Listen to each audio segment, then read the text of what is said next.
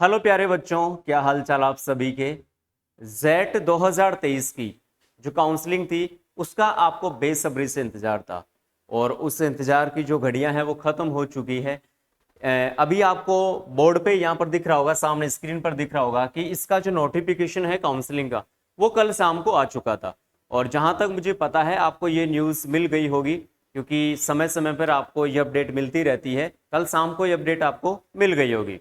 दूसरी बात, जेट हो चाहे आईसीआर हो, सीयूईटी हो, एग्रीकल्चर सुपरवाइजर हो, इससे रिलेटेड कोई भी आपको इन्फॉर्मेशन चाहिए, आप इस यूट्यूब चैनल उत्थान कैरियर इंस्टीट्यूट को सब्सक्राइब कर सकते हैं।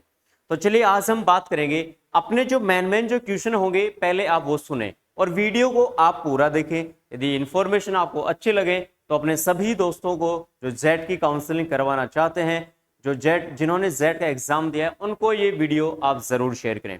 तो आज के हमारे जो मोस्टली क्वेश्चन रहेंगे, जो आपके डाउट्स भी है और उनमें आपको ये पॉइंट्स मेनली फोकस रखना है। यस या नो? चलो, तो यहाँ पर अपने को बातें जो कुछ इंपॉर्टेंट है वो ये है कि काउंसलिंग कब से स्टार्ट होगी, उसकी लास्ट डेट कब है, और इसके अलावा जो फर्स्ट लिस्ट जारी होगी सीट की कि भाई कौन सा कॉलेज अलॉटमेंट हो अपने को, उसकी भी अपन बात करेंगे। डॉक्यूमेंट्स की मैं बात करूं तो डॉक्यूमेंट्स का जो वीडियो था वो मैंने अलग से अपलोड कर दिया था, मुझे उम्मीद है आपको वो मिल चुका होगा, वरना आप वीडियोस में जाकर उस को देख सकते हैं कि हमें क्या क्या डॉक्यूमेंट्स चाहिए। कंप्लीट मैंने वो वीडियो डॉक्यूमेंट्स पर ही बनाया था। इसके अलावा स्पोर्ट काउंसलिंग क्या है, नॉर्मल कॉलेज क्या है, पेमेंट सीट पे कैसे क्या मिलेगी, ये सभी जानकारियां आपको मैं देने वाला हूं। तो वीडियो को लास्ट तक जरूर देखें। तो चलिए वन बाय वन एक एक अपन प्रोसेस को चेक करते हैं। सबसे पहले अपन देखेंगे कि ऑनलाइन जो प्रोसेस होगी ऑप्शन वो कब से चालू है। तो 31 अगस्त यहां पर आपकी फर्स्ट डेट रहेगी। 31 अगस्त से काउंसलिंग स्टार्ट होगी। उसकी जो लास्ट डेट है वो 5 सितंबर है प्यारे दोस्तों। कितनी डेट है भाई? 31 से 5, मतलब 5 से 6 दिन तक ये प्रोसेस रहेगी। अब इसमें खास ख्याल कौन सी बातों का रखना है, कई बार क्या होता है कि बच्चों के काफी अच्छे नंबर आ जाते हैं, लेकिन काउंसलिंग वो ठीक तरीके से ना करने की वजह से उनके अच्छे नंबर मिलने के बावजूद भी उनको अच्छा कॉलेज नहीं मिलता। जैसे कई बार मान लो कि किसी स्टूडेंट के, ऐसा पहले कई बार हुआ है कि किसी स्टूडेंट के बहुत अच्छे नंबर आए हैं और बढ़िया नंबर आने के बावजूद भी उसको बढ़िया कॉलेज नहीं मिला। उसका रीजन क्या है कि उसने कॉलेज का जो नंबरिंग है उसने सही तरीके से एडजस्ट नहीं किया है। तो काउंसलिंग के समय ये आपको खास ख्याल रखना है प्यारे बच्चों कि आपके नंबर अच्छे हैं, उसके बावजूद पता चला कि आपको प्राइवेट कॉलेज मिल रहा है, तो फिर तो काउंसलिंग में मिस्टेक हुई है। तो काउंसलिंग की जो लिस्ट है कि कौन कौन सी कॉलेज किस तरीके से आपको बनना है वो आपको अलग से मिल जाएगी। उसका मैं अलग से एक वीडियो लेकर आऊंगा कि आप किस तरीके से कॉलेज ऑप्शन को चूज करें। राइट? यस या नो? फिर हम बात करते हैं कि भाई 31 अगस्त से आपकी काउंसलिंग स्टार्ट होगी, लास्ट डेट आपकी 5 सितंबर है। यस या नो? फिर आगे चलते हैं कि मान लो कि आपने 5 तारीख तक नहीं भरा तो 6 सितंबर इसकी लास्ट डेट है, लेकिन इसमें एक्स्ट्रा चार्ज लगेगा। यदि 6 सितंबर को आज, या मैं कहूं कि 6 सितंबर को आप काउंसलिंग करवा रहे हो तो उसका एक्स्ट्रा से चार्ज लगेगा। तो क्यों ना एक्स्ट्रा चार्ज ना देके 5 सितंबर तक अपने ये मामला फिनिश कर दें। Okay, done. फिर आगे चलते हैं कि काउंसलिंग का काम हो गया। जो फर्स्ट लिस्ट जारी होगी वो 18 को होगी, यहां पर मंडे 18 सितंबर को आपकी फर्स्ट लिस्ट जारी होगी। अब देखो, मान लो किसी बच्चे का फर्स्ट लिस्ट में नंबर नहीं आया तो सेकंड लिस्ट का वेट करें। सेकंड लिस्ट जो आने वाली है वो यहां पर रहने वाली है प्यारे बच्चों 23 सितंबर को। कब? पहली कब आई? 18 को। दूसरी कब आई? 23 को। राइट? यस या नो? तीसरी जो लिस्ट जारी होगी वो 30 सितंबर को होगी। जैसे मान लो किसी स्टूडेंट का फर्स्ट लिस्ट में नहीं आया तो सेकंड लिस्ट का वेट करें, सेकंड में नहीं आया तो थर्ड का वेट करें। यदि नंबर बहुत कम है तो फिर आप देख सकते हैं स्पोर्ट काउंसलिंग किस तरीके से होगी, वो भी आपको मैं प्रोसेस बताऊंगा। अब बात निकल के जाती है कि सर जेट की एग्जाम को देने वाले क्या सभी बच्चों का नंबर आएगा? बिल्कुल, लेकिन वहां पर आपको प्राइवेट कॉलेज मिलेगा। किसी स्टूडेंट के 100 नंबर है तो 100 नंबर में भी कॉलेज तो मिलेगा, लेकिन वहां पर आपको प्राइवेट कॉलेज मिलेगा। अब वो आप पर डिपेंड करता है कि आप प्राइवेट कॉलेज से बैचलर की डिग्री करना चाहते हैं या नहीं करना चाहते, वो आपके ऊपर डिपेंड करता है। बाकी मैं इसके बारे में कुछ कहना नहीं चाहता दोस्तों। ओके, लिस्ट की मैंने बात कर ली है। अब आगे चलते हैं कि भाई ऑनलाइन काउंसलिंग कराओगे, इसमें जो पेमेंट वगैरह लगेगा इसमें, अच्छा इस चीज का खास ख्याल रखें कि जब आप काउंसलिंग करवाओ उसमें आपका थोड़ा पेमेंट कटेगा। तो वो पेमेंट आपके अकाउंट से अटैच करवाना। फोन नंबर आपके पर्सनल होने चाहिए कि मान लो कि आप कॉलेज नहीं लेना चाहते, कॉलेज को एक्सेप्ट नहीं किया, तो पैसा है आपका रिफंड हो जाएगा। तो अकाउंट खुद का ही अटैच करें, ईमेल खुद की अटैच करें, कॉन्टैक्ट नंबर खुद के अटैच करें, ताकि आपको समय समय पर कैंपस आपको जानकारी देते रहे। Okay done.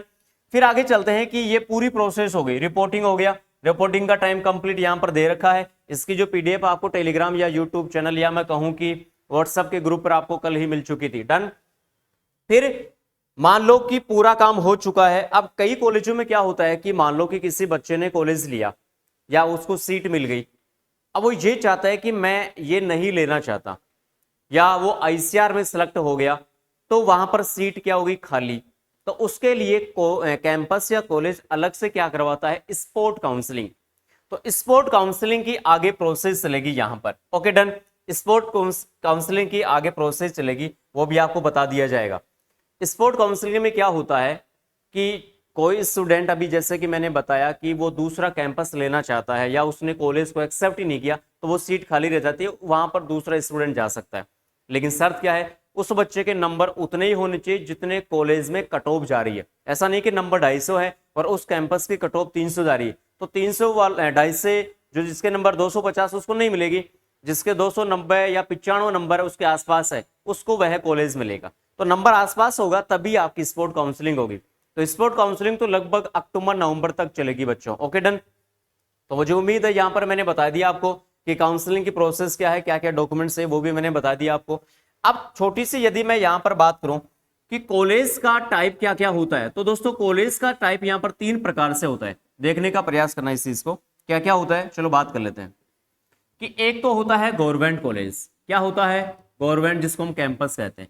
एक होता है दूसरा गवर्नमेंट कॉलेज, जिसमें नॉर्मल सीट भी होती है और पेमेंट सीट भी होती है, डायरेक्ट। Okay done. फिर एक होता है प्राइवेट कॉलेज, क्या होता है मेरे दोस्त, एक होता है प्राइवेट कॉलेज। तीनों में फर्क क्या होता है वो सुन लेना, समझ लेना, यहां पर कंफ्यूजन का मामला। प्राइवेट का तो आप सभी जानते हैं कि यहां पर यदि आपके पास पैसा बहुत अच्छा है तो प्राइवेट कॉलेज से आप डिग्री ले सकते हैं। जिसके पास पैसा नहीं है वो गवर्नमेंट कॉलेज में जाए, यहां पर आपको अच्छा स्कॉलरशिप भी मिलता है। अब गवर्नमेंट कॉलेज की मैं बात करूं तो नॉर्मल सीट और पेमेंट सीट 2 प्रकार की होती है।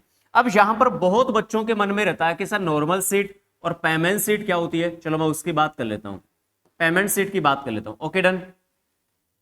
तो नॉर्मल सीट और पेमेंट सीट की मैं डायरेक्ट एक बात करूं तो दोस्त ध्यान रखना, यहां पर क्या होगा, यहां पर एक बात होगी कि जो कैंपस है ना, अपने 5 कैंपस, ठीक है ना, 5 कैंपस है ना, उन्हीं में नॉर्मल और पेमेंट सीट होगी। गवर्नमेंट कॉलेज में ये पेमेंट सीट नहीं होगी। जो 5 कैंपस है ना राजस्थान में बड़े, उनमें केवल पेमेंट सीट रहेगी। अब पेमेंट सीट में क्या होगा, पेमेंट सीट में थोड़ा सा एक्स्ट्रा पेमेंट लगेगा, जो हर सेमेस्टर में लगेगा, इतना सा मैं आपको बता दूं। तो पेमेंट और नॉर्मल सीट ये केवल 5 कैंपस में रहेंगे, किसी भी कॉलेज में नहीं रहेंगे। चलो ठीक है, यहां तक समझ में आया, डन। आगे देखो, आगे मैं छोटी सी बात करता हूं।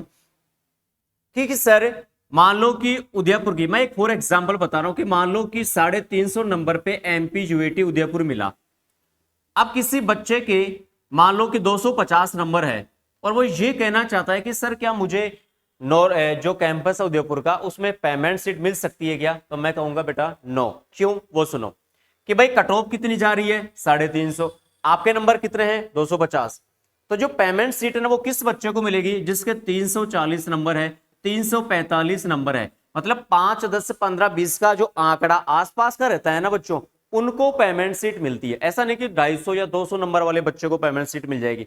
तो मेरे हिसाब से ये समझ में आ गया कि नॉर्मल सीट और पेमेंट सीट में क्या फर्क होता है। नॉर्मल सीट जो कैंपस की फीस है वो लगेगी, पेमेंट सीट पे थोड़ा सा आपका एक्स्ट्रा चार्ज लगेगा।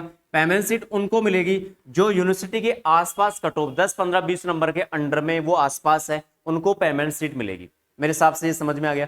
तो इस वीडियो में मैंने केवल नॉर्मली बातें आपको बताई है कि काउंसलिंग की प्रोसेस क्या है, कब से स्टार्ट होगी।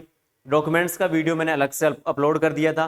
दूसरी बात, पेमेंट सीट, नॉर्मल सीट क्या होती है, प्राइवेट कॉलेज के बारे में मैंने बता दिया। मैं प्राइवेट कॉलेज के बारे में कुछ नहीं कहना चाहता, वो आपके ऊपर डिपेंड करता है दोस्तों। बाकी नॉर्मल और पेमेंट सीट जो गवर्नमेंट कैंपस में होता है उसके बारे में मैंने पूरा एक्सप्लेन कर दिया। और दूसरी बात, एक होता है अपवार्ड। क्या होता है प्यारे दोस्तों, अपवार्ड होता है। कई बच्चों के समझ में नहीं आता कि सर ये अपवार्ड क्या होता है। तो अप का मतलब होता है ऊपर, कि मान लो कि आपको बीकानेर कॉलेज मिला, क्या मिला, बीकानेर, और आप लेना चाहते हो कि सर मैं कोशिश करूं कि एक बार मुझे एमपी यूएटी कॉलेज मिल जाए, तो इसके लिए प्रोसेस क्या करनी पड़ेगी? इसके लिए आपको अपवार्ड का फॉर्म लगाना पड़ेगा, जिसमें चार्ज रहता है लगभग 500 से 700 रुपए के आसपास। आप चाहते हो कि सर मेरे नंबर अच्छे हैं लेकिन मुझे बीकानेर कॉलेज मिला है, मैं चाहता हूं कि मुझे उदयपुर वाला कॉलेज मिले, तो इसके लिए अपवार्ड का फॉर्म आपको लगाना पड़ेगा। अपवार्ड की जो प्रोसेस है उसको मैं एक अलग वीडियो में आपको और समझा दूंगा। तो अपवार्ड का फॉर्म होता है जिसमें मान लो किसी बच्चे को उदयपुर मिल गई लेकिन वो सीट नहीं लेना चाहता, तो आप अपवार्ड का फॉर्म लगाओ और आपका लक अच्छा है तो वो कॉलेज या वो सीट आपको मिल सकती है। ये होता है अपवार्ड। तो मुझे उम्मीद है जो मैंने जानकारियां आपको बताई है वो पूरी जानकारी आपको मिल चुकी है। इसके अलावा कोई बच्चा जेट की पूरे साल की या फिर आईसीआर या सीयूईटी की पूरे साल की तैयारी करना चाहता है तो उत्थान कैरियर इंस्टीट्यूट के द्वारा नया बैच स्टार्ट किया गया है।